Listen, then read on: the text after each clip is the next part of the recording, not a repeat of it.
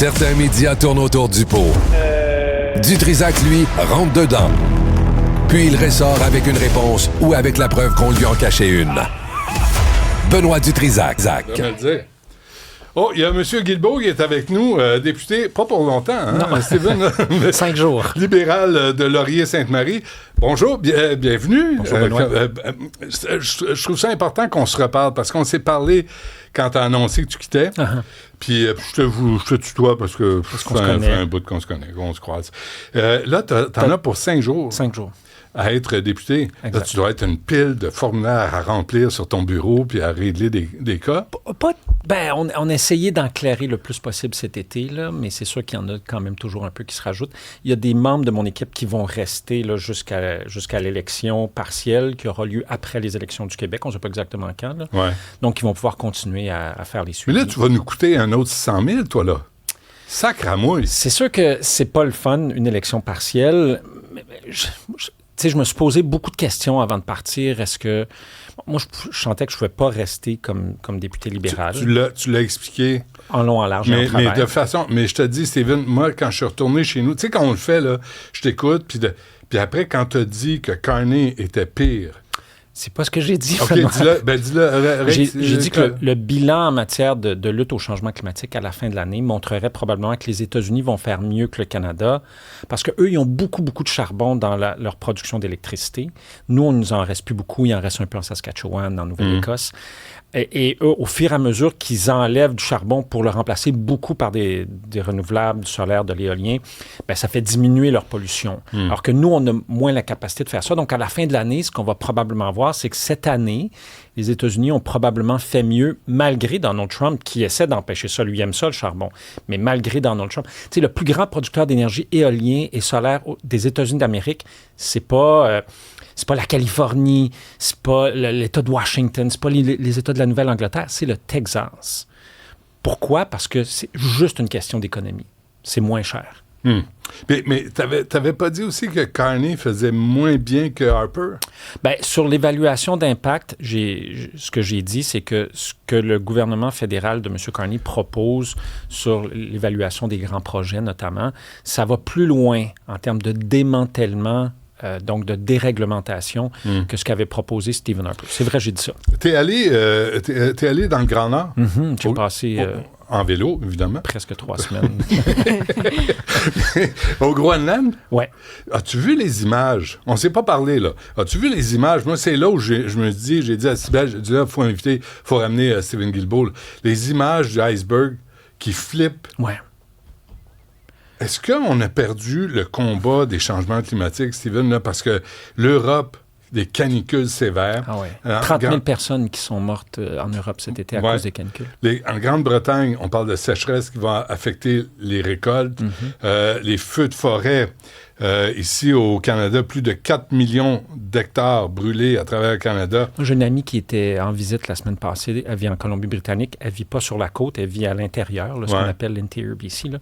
Elle dit, maintenant, c'est 5 à 6 semaines par été où on ne peut plus respirer. Il faut rester dans la maison. À cause des feux de forêt. À cause des feux de forêt. C'est année après année, là.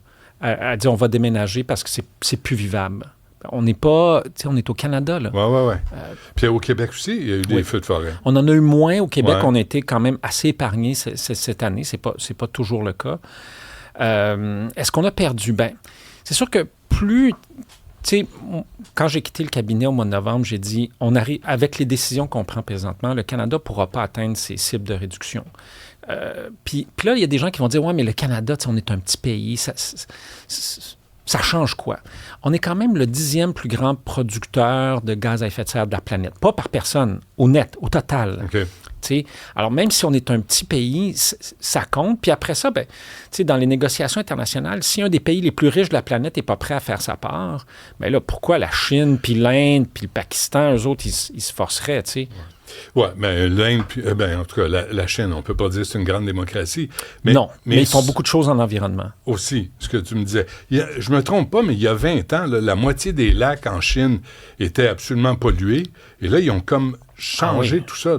Vraiment beaucoup. Des rivières, là, des grandes rivières dans lesquelles il y avait à peu près plus de poissons. Bon, après ça, tu peux... Tu sais, la façon dont ils le font, c'est pas très démocratique, mais pour eux, l'environnement, c'est une priorité. C'est une priorité en termes de qualité de vie pour les gens. C'est une priorité économique parce qu'ils savent qu'ils sont les leaders dans plusieurs de ces technologies-là. Une voiture sur 2 vendue en Chine aujourd'hui est une voiture électrique. C'est un leader mondial. Ils ont dépassé Tesla dans les ventes de voitures électriques. Mais Steven Guilbeault, là-dedans, là, il y a une niaiserie qu'il faut répéter. C'est que quelle que soit l'origine, la nationalité, la religion... ça ne connaît pas de frontières. On respire le même air. Exact. On boit la même eau. Ouais. Puis, à un moment donné, si c'est là où ma question, si on perd le combat, mais je parle pas juste du Canada, là. Je parle sur la planète. Quand, tu sais, j'ai même pas parlé de l'Asie, de l'Afrique, ce qui se passe là. C'est comme si c'est même pas dans les discussions présentement, là. C'est pas beaucoup dans les discussions, tu as raison. Puis avec ce qui s'est passé à la fin de la semaine passée dans les négociations avec Trump, c'est ça qu'on va parler pas mal juste de ça encore. Puis je comprends, là, il y a des gens dans des secteurs, des secteurs de l'économie, l'automobile, le bois d'œuvre, où les gens vont se dire, ben mon Dieu, qu'est-ce qui va arriver avec ma job? Qu'est-ce qui va arriver avec ma ville, ma région? Je comprends ça. Puis la tragédie des changements climatiques, c'est que c'est rarement un problème pour demain matin, à moins que tu sois pris dans un feu de forêt, dans une inondation. Tu dis, bon, les Anglais disent, c'est dur de penser à la fin du monde quand on a de la misère à arriver à la fin du mois. Puis ça c'est tout à fait humain, puis c'est compréhensible.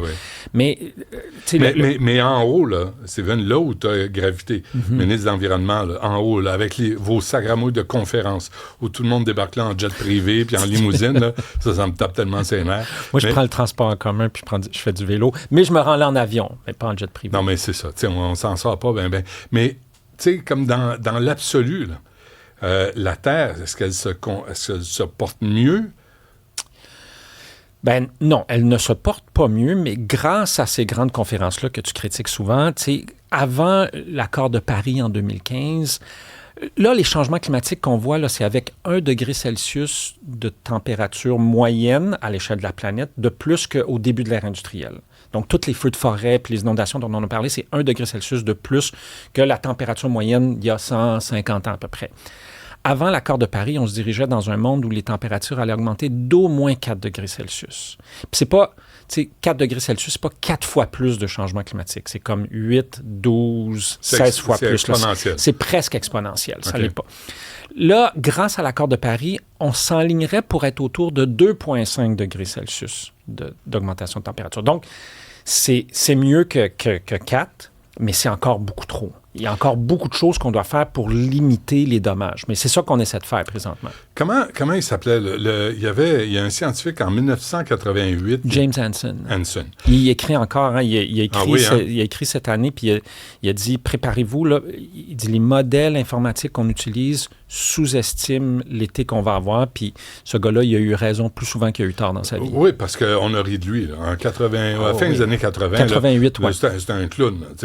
Mais tu te rends compte que là, cet été, t'es allé au Groenland, t'es allé là où c'est un peu plus frais, mais en Europe, là, des records de canicule, t'as parlé de 33 000 morts. Juste en France, là. Ouais. Juste en France. Moi, j'ai parlé à des gens en Europe, là, il fait 40 le jour, il fait 30 la nuit, dans des appartements qui sont pas souvent climatisés. T'es au 4e étage à Paris, là, ça n'a pas été construit en fonction de ça. Au Pakistan, dans le sud du Pakistan, il a fait 54 degrés Celsius au thermomètre. Il y a des zones de la planète, pas dans 150 ans, là, dans 10, 15, 20 ans peut-être, qui vont devenir invivables. Les gens ils pourront plus faire rien pousser, il y aura à peu près plus d'eau. Ou quand il va en avoir, le Pakistan sont passés de 54 degrés Celsius à des inondations incroyables. Fait que ça va être tough, puis c'est pour ça que le rôle de nos gouvernements, c'est, oui, de s'occuper des affaires au jour le jour, puis des guerres commerciales, mais il faut aussi que tu gardes l'œil sur le long terme, puis qu'est-ce qui va être bon pour ta population, puis l'ensemble des populations dans 10 ans, dans 15 ans, dans 20 ans. Je lisais, tu parles de l'eau, là, je lisais, c'est juste 2 exemples. En août 2026, la sécheresse historique a fait chuter le niveau du Rhin à un seuil critique de seulement 6 cm au point de passage en Allemagne. Une sécheresse historique frappe l'Europe aussi, faisant chuter le niveau du Danube à des seuils records, environ 10 cm à Budapest. Le Rhin, le Danube, C'est des rivières à peu près à sec. Hyper importantes. Puis même qu'en France, par exemple, où on utilise beaucoup l'énergie nucléaire pour produire de l'électricité, c'est à peu près 80% de leur production d'électricité, mais ces réacteurs-là, il faut que tu les refroidisses. Ouais. Tu les refroidis avec de l'eau. Puis l'eau, tu la prends dans les rivières. Mais là, il y a des réacteurs nucléaires qu'on est obligé d'arrêter au moment où on a besoin d'électricité parce que tout le monde veut se climatiser, parce qu'il n'y a plus assez d'eau dans la rivière pour refroidir ton réacteur nucléaire. Oui. Toi, tu t'en vas faire quoi, là? Parce que tu m'avais dit, des organisations... mais là, j'ai l'impression, Steven, que tout le monde parle, tout le monde lit les mêmes nouvelles, tout le monde constate la même chose, mais il n'y a pas grand-chose qu'on puisse faire. Non, moi, je ne suis pas d'accord. On n'en fait pas assez. Mais, tu sais, quand j'étais ministre de l'Environnement, là, pour la première fois dans l'histoire du pays, on a réussi à réduire notre pollution climatique alors que l'économie augmentait. On a réussi à montrer que même dans le 4e plus grand producteur de pétrole et de gaz au monde, c'est possible de faire ça. On est à peu près à 9 %, là, je n'ai pas vu les derniers chiffres, là, par rapport au niveau de pollution de 2005. Il faudrait qu'on soit bien plus avancé que ça, mais c'est la première fois dans l'histoire du Canada qu'on réussit à faire ça. Avant, notre pollution a diminué juste quand il arrivait quelque chose comme une crise économique, une récession, la COVID. Puis là, on a montré qu'on est capable de faire ça. L'Union européenne, on parlait de l'Europe, là, ils vont réduire leur niveau de pollution d'au moins 55 % d'ici 2030. Nous, on s'alignait, quand moi je quitte comme ministre de l'Environnement, on s'alignait pour être à moins 36. On avait promis d'être à moins 40. Fait qu'on n'était pas rendu, mais on était proche. Là, avec tous les reculs qu'on a connus au Canada, ça va être beau si on est à moins 15, moins 12. L'objectif de Stephen Harper, c'était moins 30. Donc, on va être quelque part autour de la moitié de l'objectif de Harper. Mais tout ça pour dire qu'on a montré qu'on était capable de faire ça. Puis ton message, là, est-ce que les jeunes embarquent? Est-ce que les jeunes sont blasés? Parce que moi, je m'imagine, tu as 20 ans aujourd'hui, tu entends ça, tu te dis, fuck, qu'est-ce qui nous attend? Tu te rappelles probablement, tu sais, quand on était plus jeune, la génération de No Futures à cause de la guerre nucléaire, tu sais, fin des années 80, tout ça, on parlait beaucoup de ça. Fait que tu avais une partie de la jeunesse qui était comme, ben là, qu'est-ce qu'on va faire? Puis tu avais une partie de la jeunesse qui dit, non, nous, on veut travailler là-dessus, on veut essayer de trouver des solutions. Je pense que c'est encore la même chose. Puis, tu sais, j'ai beaucoup de demandes de conférences dans des universités avec des jeunes.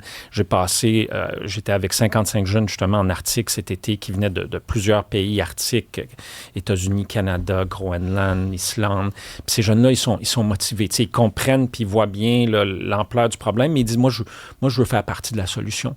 Fait qu'il y a ça aussi. Il y a une coalition de villes au Canada, plus de 300 villes et au Québec qui travaillent ensemble. Puis, tu sais, c'est des très petites municipalités en passant par Montréal, Toronto, Vancouver. Ben, Vancouver, moins, là, le maire est moins progressiste, mais même Jasper, Edmonton. Écoute, j'étais à une conférence de ces villes-là au mois d'avril à Edmonton, où est-ce que le maire d'Edmonton dit non, on veut plus de pipeline, là. C'est pas ça qu'il faut. C'est pas ça. Mais ton ami Carney, lui, en veut. Oui, mon ami Carney, il en veut au moins un, sinon deux. Parce que là, dans les discussions avec les États-Unis, il y avait été question d'en ramener un autre. On verra si le prochain pipeline va se construire. Parce que, tu sais, si c'est un si bon deal, pourquoi le privé ne met pas d'argent? Parce qu'ils savent là, qu'il n'y a pas d'argent à faire avec ça. Mais c'est pas comme si les pétrolières n'étaient pas financées par l'État. Non, ils reçoivent des subventions, tu le sais bien. Oui, ils en reçoivent beaucoup moins qu'ils en recevaient. Mais tu as raison. T'es un intégriste, t'es un extrémiste, t'es un climato-fasciste. Ça se dit-tu, ça? Écoute, le Canada est le seul pays du G20 à avoir mis en place un cadre pour éliminer les subventions aux combustibles fossiles. Puis sous Justin, on était en train de le faire. Il en restait quelques-unes, là. Là, écoute, c'est sûr que si on... que je laisse passer ça, là. Ton ami Justin qui fait dire bonjour. Oui. Dis-lui qu'il laisse son gars tranquille, là, qu'il fasse... Son gars va faire de la musique. On n'a pas besoin de le voir chanter dans un quincaillerie. Ça te rend pas mal à l'aise de voir ça, Steven? L'ancien premier ministre qui se met en spectacle comme ça, là. Peux-tu lui donner un break? Il peut-tu nous donner un break? Ben, t'es pas obligé d'aller voir ses vidéos. T'as juste à pas suivre sa page. Mais ce n'est que ça, là. Ben, là. Il est en démonstration pour lui-même, là. Il est en promotion, il est en autopromotion sans arrêt. Il n'y a pas besoin de ça, là. On n'a pas besoin de ça. Ben, c'est la beauté de la démocratie. T'es pas obligé d'aller voir ses affaires. Mais non, mais son gars, là, laisse-le tranquille. Il va faire sa musique. Si les gens aiment ça, ils vont aller le voir. Greta Thunberg, t'es-tu avec toi au Groenland? Qu'est-ce qui est arrivé à cette jeune femme-là? Écoute, Écoute, ça fait bien longtemps que je ne l'ai pas vu. Je l'ai vu la dernière fois quand tu étais à Montréal en 2019. Donc, ça fait... 2 milliards d'arbres? On en a planté 750 millions à peu près. Fait qu'on est, on est loin de la cible, mais 750 millions, c'est quand même pas rien. Tu sais, moi, entre ça et zéro... T'en as planté combien, toi-même? Moi, j'en plante de temps en temps. J'ai un petit terrain dans les Laurentides. Là, tu vas planter des arbres? Je m'amuse à planter des arbres. T'es juste trop zen. T'as-tu l'impression... Je sais que je dois te laisser aller, là. T'as-tu l'impression que, là présentement, là, t'as vu les négociations qui se passent, là, les tarifs, ça, Trump veut mettre à genoux le Canada, le pays que t'aimes. Il va le mettre à genoux, puis ça va être le 51e État. Non, je pense pas qu'il va y arriver. Tu sais, la bonne nouvelle dans tout ça, c'est que malgré tous ces tarifs-là qu'il y a eu jusqu'à maintenant, notre économie se porte plutôt bien. La création d'emplois, bon, il y a des variations, là, mais les salaires au Canada, depuis à peu près les 22 derniers mois, ont augmenté plus vite que l'inflation, en moyenne. Puis l'inflation en moyenne aussi. Pas l'inflation à l'épicerie. Là, et la dette, Stephen? Oui, ça, on disait que Justin allait être dépensier. Écoute, M. Carney, bon, c'est beaucoup, entre autres, à cause de la défense, mais il y a beaucoup de dépenses, là. Mais toi, tu as 4 enfants, je ne me trompe pas? Oui. Moi, j'en ai 4 aussi. Puis quand je vois l'irresponsabilité de ton ami Justin, puis du simili-banquier, qui s'est fait élire en disant « Moi, Trump, je vais le régler », ça me met un peu en calvaire. De laisser ça en héritage à nos enfants, je trouve ça complètement irresponsable. Bien, je comprends ce que tu dis, mais quand tu regardes ces questions-là de fiscalité, il faut toujours voir comment on se compare aux autres. Puis on demeure... Tu peux toujours te comparer à pire. Sors-moi pas tes cassettes vieux politiciens que tu quittes dans 5 jours. Tes bobettes, tu les laisseras à la porte. Je peux me tromper, là, mais je pense qu'on est... Il y a 2 pays du G7 qui ont encore une cote AAA. C'est nous et, je pense, l'Allemagne. Oui, mais on attend-tu la catastrophe? Je suis d'accord avec toi. Tu sais, je pense que... Puis la réponse de M. Carney a bien des problèmes présentement, que ce soit avec le Québec ou la Colombie-Britannique, ou avec... C'est de dépenser de l'argent. Puis c'est sûr qu'à un moment donné, tu sais, ça va nous rattraper, ça. Je suis d'accord avec ça. Bien, je pense que oui. Je pense qu'il faut... En même temps, tu sais, il y a des jobs à sauver, des dizaines de milliers de jobs à sauver. Il y a des industries, il y a des régions qui vont vraiment péricliter. En disant que lui allait gérer Donald Trump. Je pense que si on lui demandait aujourd'hui, est-ce que vous rediriez ça, M. le Premier ministre, s'il répondrait, il dirait probablement « j'aurais pas dû dire ça ». Parce que je pense qu'il a surestimé soit sa capacité de négociation, soit l'envie des Américains d'avoir une entente avec nous autres. Mais dans un cas, tu sais, on avait dit qu'on aurait une entente en juillet 2025 ou 2025 avec les États-Unis. Juste un an en retard. Puis là, puis il n'y en a pas de deal encore. Qu'est-ce que tu en vas faire, là? Je sais que tu ne veux pas l'annoncer. Non, mais je vais travailler. J'ai pas de. Il n'y a rien d'officiel encore, mais je vais travailler sur les changements climatiques, notamment avec les municipalités. Je vais travailler avec. Puis les jeunes. Je vais travailler sur la biodiversité, la conservation aussi, beaucoup avec les Autochtones. Je veux travailler sur ce qu'on appelle toute la finance verte. Donc, comment on utilise. Parce qu'il y en a encore aujourd'hui des gens dans le secteur financier qui disent hey, moi, qu'est-ce que je peux faire? Comment nous, on peut utiliser notre argent pour aider, pour donner un coup de main. Alors, c'est ce qui va m'occuper. Puis les négociations internationales que tu aimes tant. Non, moi, je vais t'amener une bonne fois pour que tu vois à quel point c'est important ces affaires. Hey, on fait ça. Oui, absolument. J'aimerais m'adresser à la direction de Cube Radio. Là, on va organiser... on va amener Benoît. Je suis pas contre les négociations, je suis pas contre les conférences, mais il faut que ça donne quelque chose. Il faut qu'on arrête de parler puis qu'on passe à l'action. Ben, à Montréal, pour la COP15 en 2022, il y a 190 pays qui ont dit on va protéger 30% de la planète d'ici 2030. Puis là, on est en 2026, mais on n'est pas rendu, mais on s'approche de l'objectif.